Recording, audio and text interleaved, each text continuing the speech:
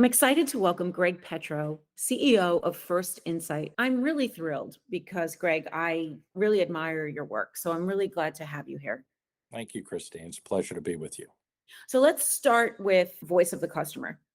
Okay. Okay. So first, let's hear how you define voice of the customer. But before we do that, how is it that you utilize voice of the customer? Right. Our objective at First Insight and the work that we've done is about trying to understand what the customer wants, but also where they're headed so that you can serve them better. And I think to answer your question, how do you use data? Well, if you're looking in the rearview mirror constantly about what people have experienced, well, it's helpful, but it's much better if you could anticipate what they're headed towards. So there's a feedback loop that you are passionate about. Right. What I'm passionate about is enabling decision makers to stop making false positive decisions, or perhaps even worse, bad decisions based upon limited data sets. I would say, without a doubt, I'm extremely passionate about is that we as executives in any industry, whether it's automotive, high tech, software, our company, or retailers, brands, and manufacturers, we're here to serve customers.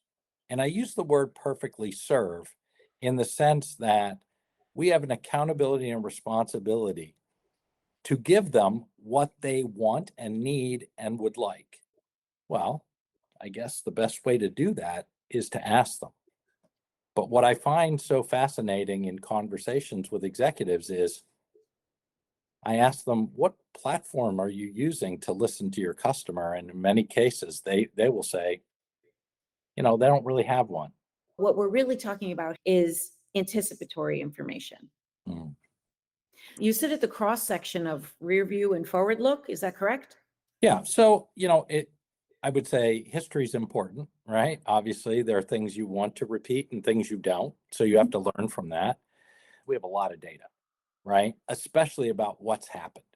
And we have ways to figure out what was salient and what wasn't. So you walk into a C suite and you say, that's nice. You guys are designing, maybe in a vacuum, maybe because of some visionary. Right. What would you say to them to say, hire us? What's the one thing you would say to them? Very simple. You're going to be successful. You have a great brand, but some of the products are going to succeed and some of them are going to fail. And you know that that's the case. It has been for the entire existence of your company.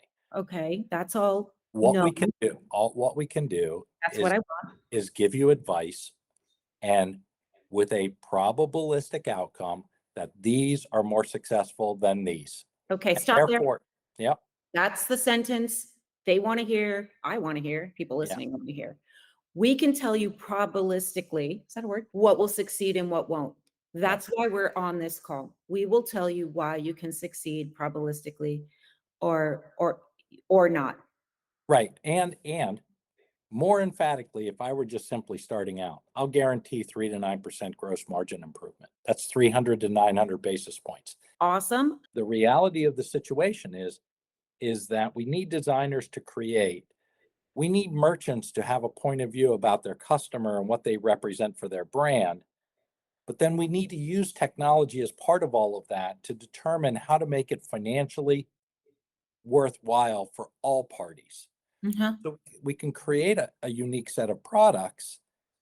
Just some are going to be more successful than others. The question I ask people is, wouldn't you like to know that before you made the big bets?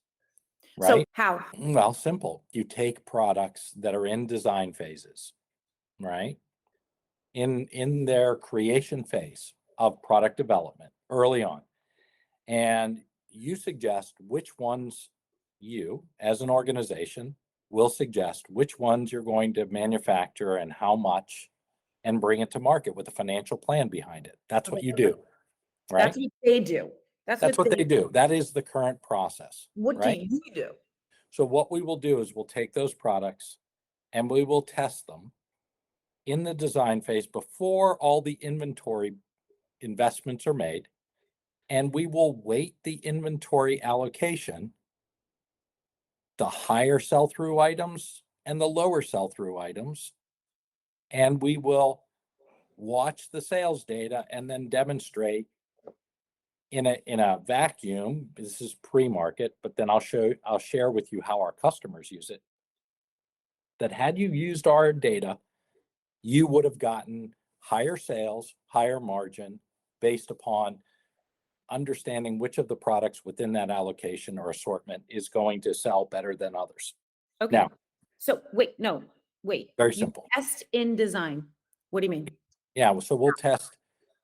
Right now, we are testing, I dare to say, almost every product category, in soft lines, hard lines, accessories, electronics, in the design phase, as early as a sketch to a silhouette design with an overlay in CAD of patterns, all the way through a sample. If you wanted to create a sample, which is kind of crazy at this point because you can do it in CAD and get the same result, all the way to a sample, to an actual viable product. And then we'll help the company determine what to buy or manufacture, what is likely the best retail price, and who it should be targeted at. Really good stuff. Just to be clear, the Mhm. information you provide is B2C, not B2B. Like, oh, if you sold this into a wholesaler or a department store or a middle market, this is our feedback. Yeah, we actually do that as well. Some of our customers are retailers. Let me just list a couple of them that you'll know and your audience may know. Obviously, Dick's Sporting Goods, Kohl's, all served by Under Armour, also our customer, and then manufacturing it at the Li and Feng base. So we actually test at each node in the supply chain and can give information to each of those parties, but also between the parties so that they can help serve the customer better all the way at the end. So you have an ecosystem there where there's like so many checks and balances. It's amazing.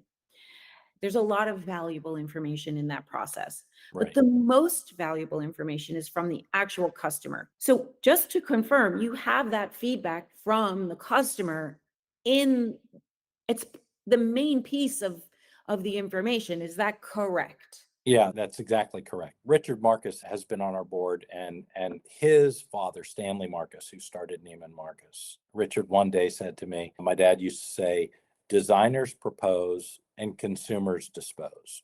And the idea of that quote that Stanley had said was, we're going to make decisions regardless of where we are, but ultimately the consumer is going to decide whether we were right. And I think there was a great deal of wisdom in that. The idea is, if you go back and let's take the most complicated supply chain, which is you have a retailer who is working with a wholesaler who is creating product with a different manufacturer or group of manufacturers, right? And there are distribution points beyond that. Each node of that connection is dislocated from the end consumer, to your point. And each node has biases about what the consumer wants. And so consequently, each bias creates a refraction point of what actually the consumer wants. And so ultimately, you end up in some strange, perhaps you get it right, perhaps you don't, inventory level and pricing level around a product that the consumer decides whether or not they like it. And they will vote with their wallet. And ultimately, you're going to know whether you were right or wrong. And what we're doing is connecting all of those dots in a singular view of the customer. And if it's a channel that goes through, let's say, Kohl's, we have the ability to tell and inform each of those nodes along the way. This is what the Kohl's customer wants of the products that you're offering. This is what they want. And if you're Under Armour or you're another company serving Kohl's or some other retailer, you can look at your assortment and say, what does my brand represent at a global level, but by channel? So think about Apple as a product. It's a pretty simple problem and very complex at the same time. They sell an iPhone. Let's say they sell an iPhone in 6 permutations, meaning designs, the 12, the 13, whatever, the mini, the non-mini, the Pro, and then color combinations. But they sell it through Apple stores, they sell it through, AT&T stores, Verizon stores, Walmart, all the other providers of their product. Well, getting the permutations of what a Walmart or Target customer wants from an Apple product, right, is really, really important, but it's different than the Apple brand. So serving those two customers to give them the full view of what consumers want is what we are actually doing. It's a very complex problem, but it's very simplified by providing each of the players in that supply chain the information they need to be successful to serve their customer. The information they need, what might that look like? Yeah. So first, the first thing that most organizations need to understand is, what do I invest in? Right? So what is the breadth of the assortment?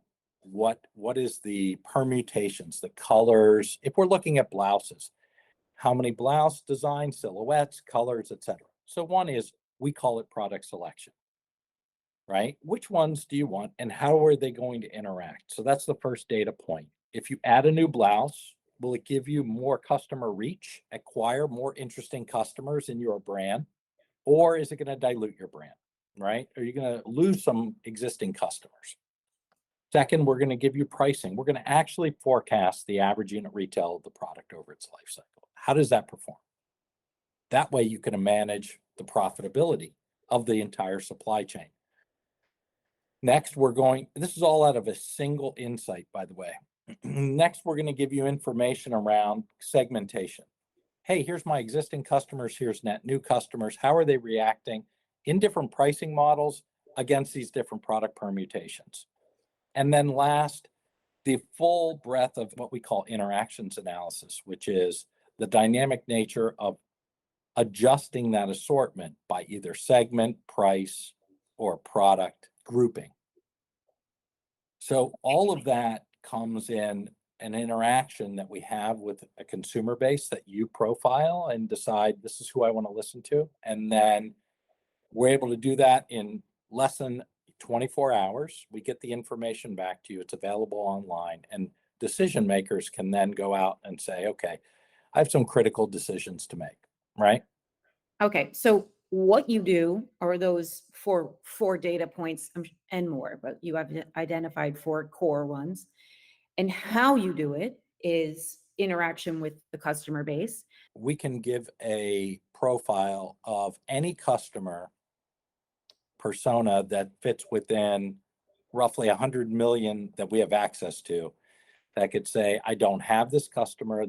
He or she looks like this. This is what I want you to go find out and survey or collect information against those individuals. So we can augment their own database. You can come with your own 10 years, 10 million a year, acquiring different people who are in your purview. Okay, great. Thank you for all of that. Two things that I would like to share with you and the audience. Number one, we've spoken a lot about the platform in the four areas and how the technology is used, but we also do more than that. That's on the product side. On the brand side, we do brand collaborations to understand how companies' imagery and brand resonate with customer bases. So we've done a lot of work on Instagram with video case studies and testing of brands and how it resonates with, let's say, a millennial group versus a baby boomer in doing brand testing. We also do customer engagement around case studies that we have documented on our website around visual representations within the store, how we do visual representations of products and brands, but also packaging, which is really related to sustainability. We have a company that saved over $1 million just in folding versus hanging their product, and the costs related to that and the waste related to it. And then last, on the employee side, in engaging your employees to understand benefits and other things that you as a company or brand want to offer to your employee base. So those are the sort of overarching 4 areas that we at First Insight serve. To speak to a specific case study, the one that I always go back to actually has been around for quite some time, which is David's Bridal, an iconic brand, interestingly enough, who's been a long-term customer of ours. And I like it because it's been documented and written up quite a bit, but also was written up by Gartner. We were able to not only help them in their process of creating and designing wedding gowns, which, if you think about it, what more intimate decision does a person make than a wedding dress? And not only helping them figure out which products are going to resonate best, and they've said we've helped them define the number 2 dress of all time that was actually never going to be brought to market. But more interesting, that we were able to save months out of their design cycle based upon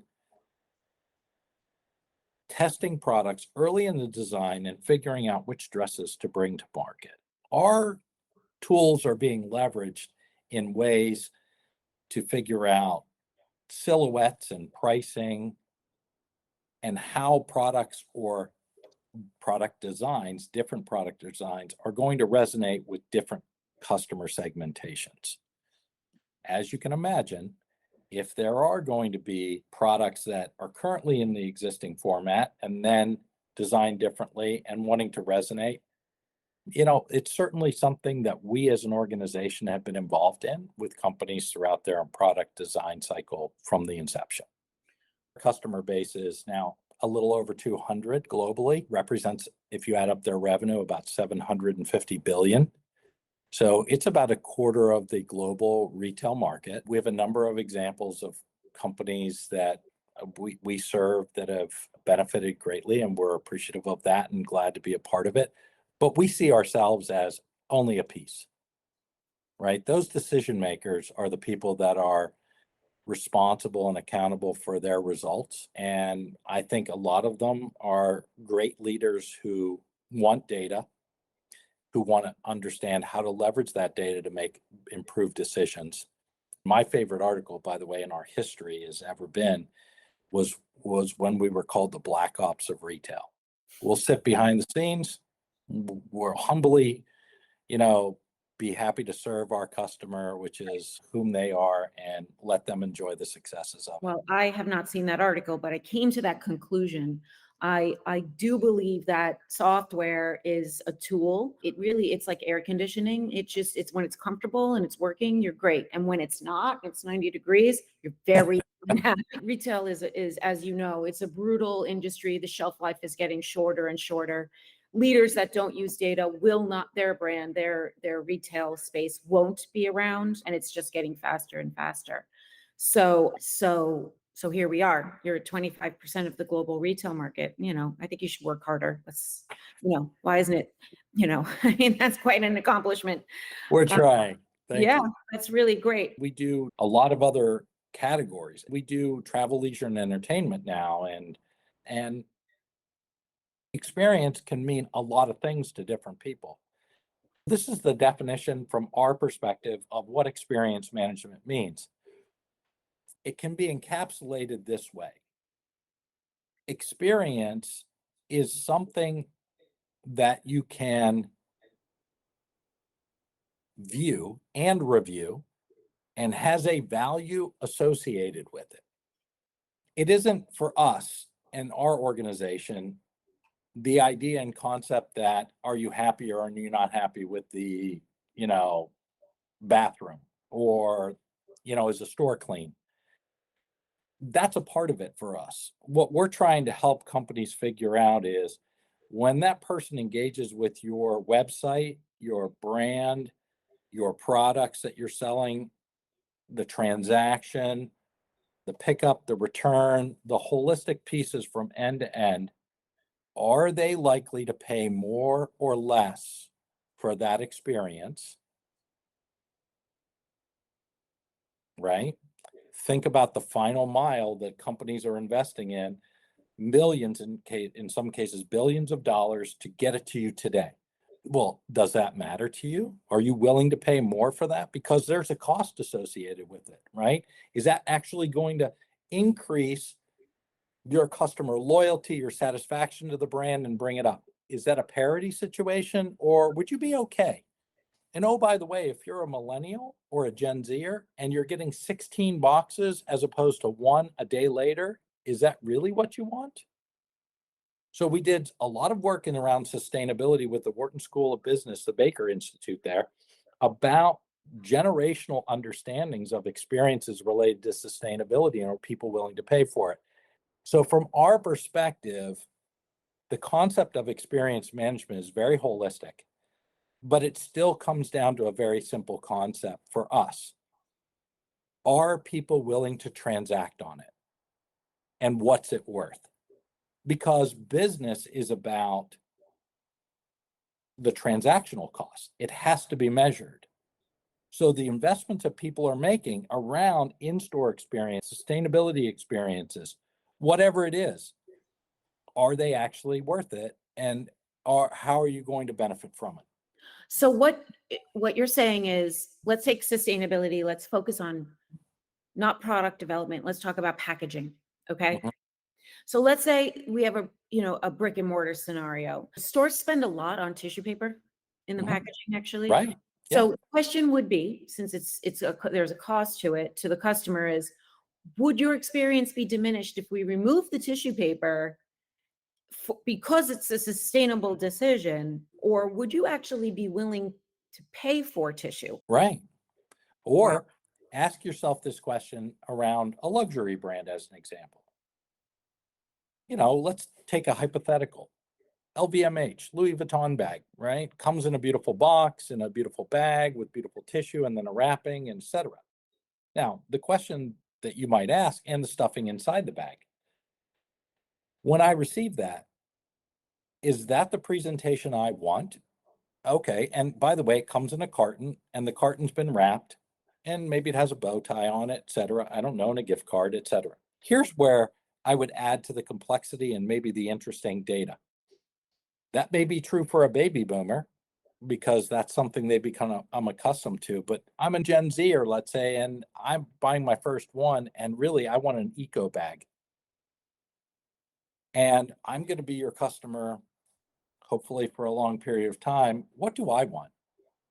And what am I looking forward to in the brand? How do I want these to be served as a customer going into the next generation? Really great points. Our responsibility is to help our customers be successful. And by virtue of doing that, we will win every time. Thanks for coming to What's Just Happened, because that's where people learn. They learn with me about solutions that help grow retail businesses. So I really appreciate your time, Greg. Thank you for having me, Christy.